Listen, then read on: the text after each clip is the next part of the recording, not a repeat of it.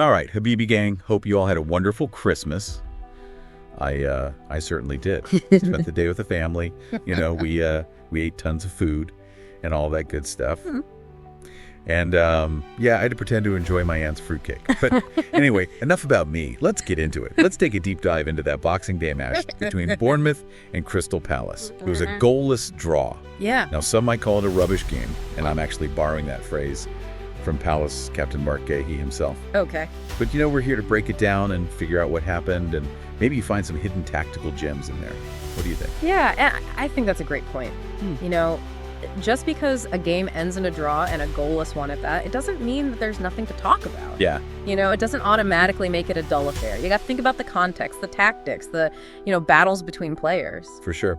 And speaking of context, we can't forget that Crystal Palace were coming off of that 5-1 drubbing by Arsenal. Right. So a goalless draw away to Bournemouth. Yeah. A team that's been in fantastic form. I mean, it's not a bad result at all. Yeah, no, not at all. And in fact, it makes it 4 top-flight away games without a defeat for Palace. Yeah. And that tells me that Palace, under Oliver Glasner, are incredibly difficult to beat when they're away from home. Yeah. You've got that resilience, the defensive solidity that makes them a tough opponent for anybody, especially on their own turf. Yeah.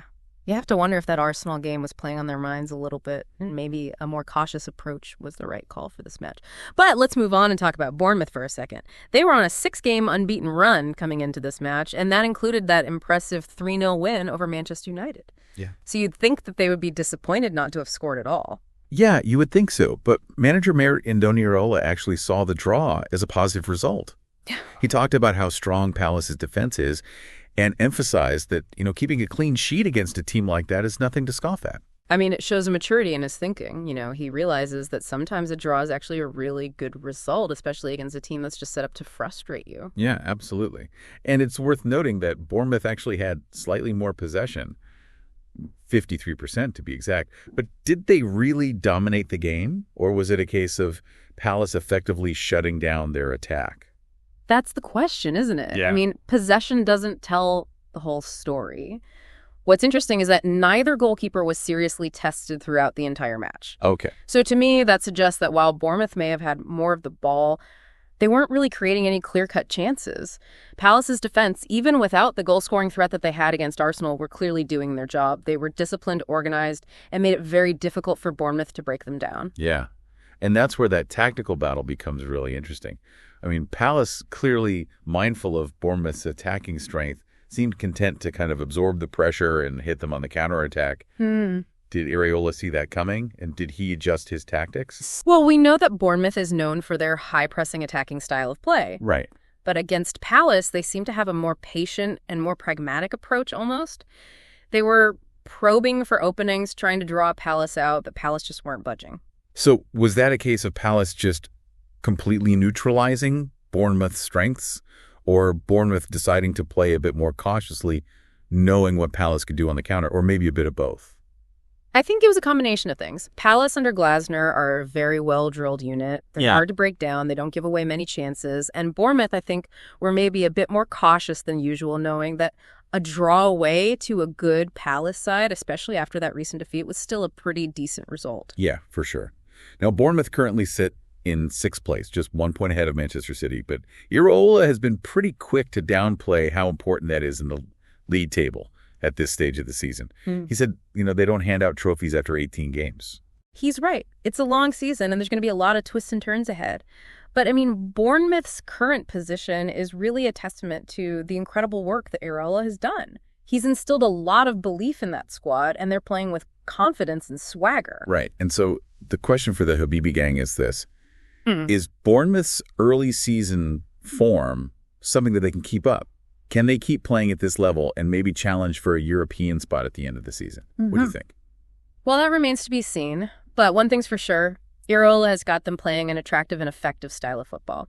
And they're a team that's capable of beating anyone on their day. Yeah, I think that's a great point. And that's what makes them so dangerous. They have that unpredictable quality, that ability to shift gears and really surprise their opponents. Yeah.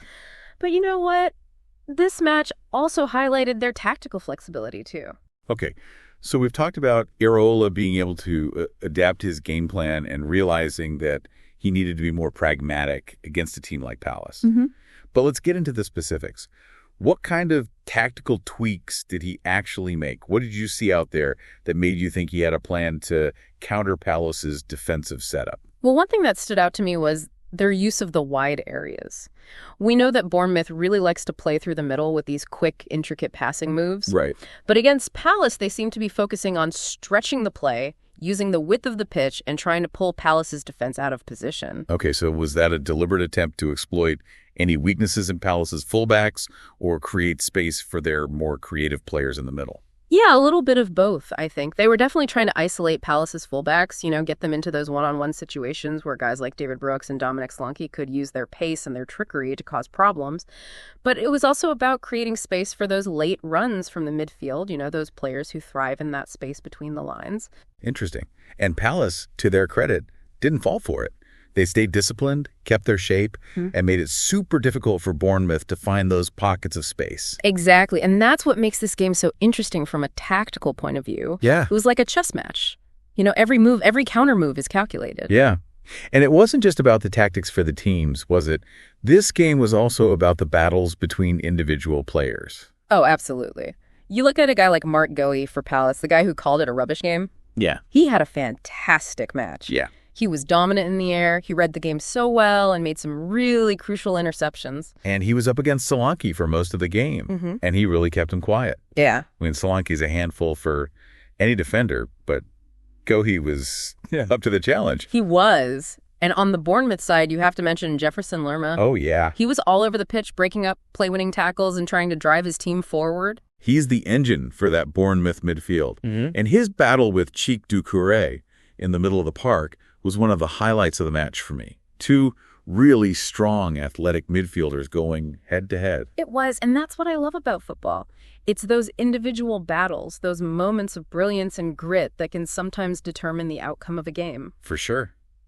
Now, we've talked a lot about tactics and individual performances, but let's bring it back to the bigger picture. This draw, while it wasn't a spectacular result for either team, still has implications for their seasons. Yeah, it does. For Palace, it's a point gained. A sign that they can bounce back from a tough loss and be competitive against a team that's in good form. It just reinforces their reputation as a tough team to beat, especially away from home. Yeah, and it keeps that unbeaten streak on the road going. 4 games unbeaten away from home is pretty impressive.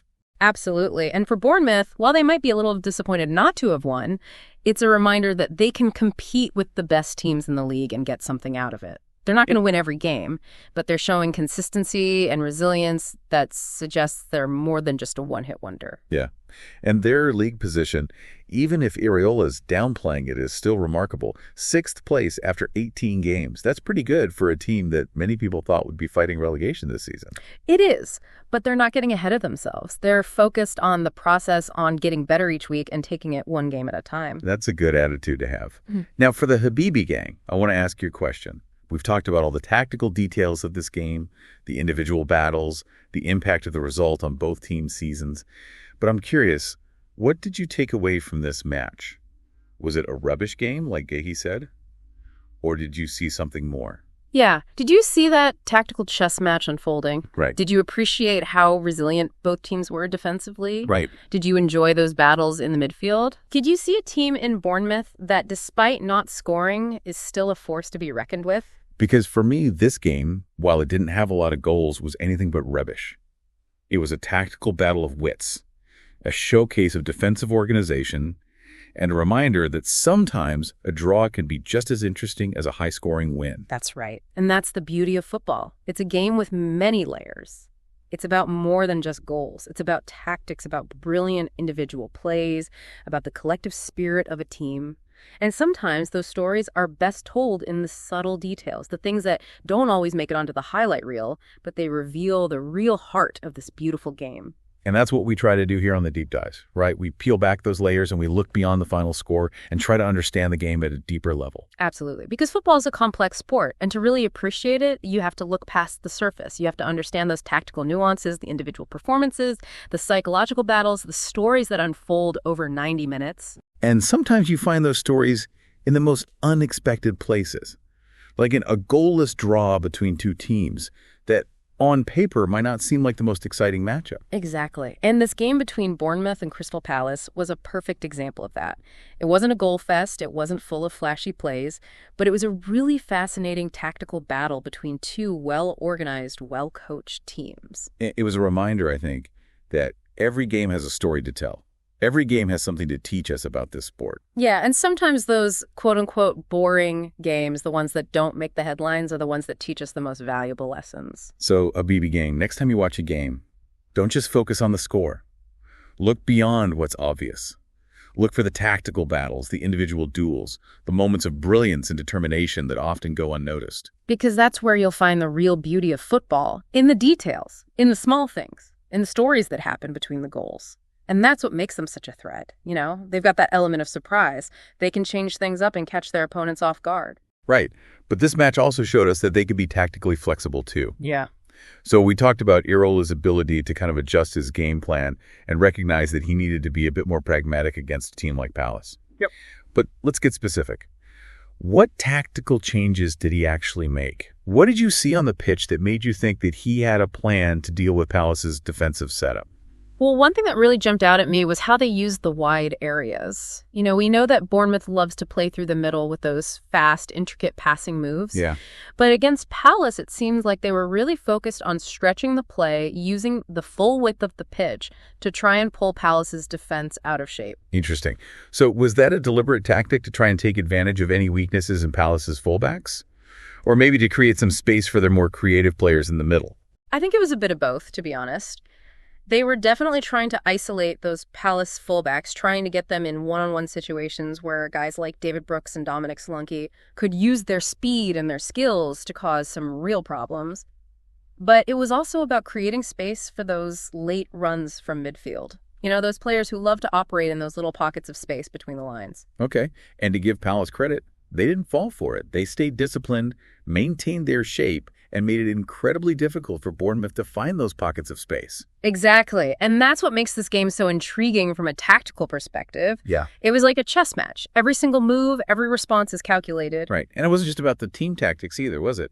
This game was also about those head-to-head battles between players. Absolutely. You look at someone like Marc Guéhi for Palace, the guy who called it a rubbish game. He had a brilliant game. He did. He was dominant in the air, read the game perfectly, and made some absolutely crucial interceptions. Yeah, and he was up against Solanke for a lot of the game, and he really kept him quiet. He did. Solanke can be a real handful for any defender. Yeah. But Guéhi was more than up to the task. Yeah, he was. And on the Bournemouth side, you've got to mention Jefferson Lerma. Oh, yeah. Lerma. He was everywhere, breaking up, winning tackles, and driving his team forward. He's the engine in that Bournemouth midfield. Yeah. And his battle with Chik Doucouré in the middle of the pitch was one of the highlights of the game for me. Yeah. Two strong, athletic midfielders just going at it. Yeah, it was. And that's what I love about football. It's those individual duels, those moments of brilliance and determination that can sometimes decide the whole match. For sure. Now, we've talked a lot about the tactical side of things and the individual performances, but let's zoom out and look at the bigger picture. This draw, even though it wasn't a spectacular result for either team, still has an impact on their seasons. Oh, it does. For Palace, it's a point earned.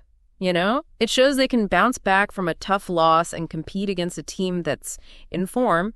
It just reinforces their reputation as a difficult team to beat, especially when they're away from home. Yeah, and it keeps that unbeaten streak going. 4 games unbeaten away from home is nothing to sneeze at. Exactly. And for Bournemouth, even though they might be a little disappointed not to have gotten the win, it's a reminder that they can hold their own against the best teams in the league and still come away with something. They're not going to win every game, but they're showing a level of consistency and resilience that suggests they're the real deal. Right. And their league position, even though Iraola is downplaying it, is still pretty remarkable. 6th place after 18 games.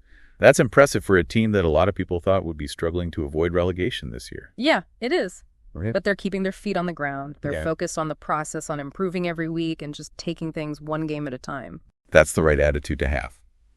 Now, for the Habibi gang, I have a question for you. We've talked about all the tactical nuances of this game, the battles between players, how this result affects both teams' seasons. But what did you take away from this match? Was it a rubbish game, as Guéhi said?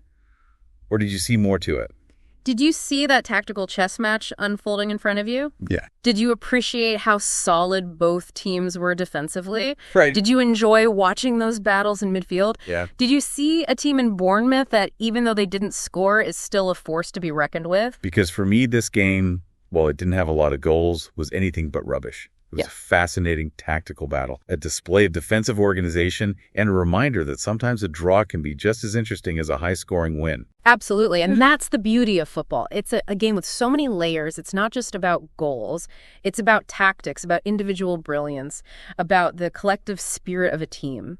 And sometimes the best stories are told in those subtle details, the things that don't always make the highlights, but they reveal the true heart of this beautiful game. Yeah, and that's what we aim to do here on the Deep Dive, right? We dig a little deeper, we look past the scoreline, and we try to really understand the game. Exactly. Football is a complex sport, you know, and to truly get it, you got to go beyond just the surface. You have to look at those tactical nuances, the individual performances, the mental battles, the stories that play out over 90 minutes. Yeah, and sometimes you find those stories in the most unexpected places, like in a goalless draw between two teams that, on paper might not seem that exciting. Right, and this match between Bournemouth and Crystal Palace was a great example of that. It wasn't packed with goals, it wasn't full of flashy moments, but it was a really interesting tactical battle between two well-organized, well-coached sides. Yeah, and I think it was a good reminder that every game has a story to tell. Every game can teach us something about football. Yeah, and sometimes those quote-unquote boring games, the ones that don't make the headlines, are the ones that have the most to teach us. So Habibi gang, next time you're watching a game, don't just fixate on the score. Look deeper.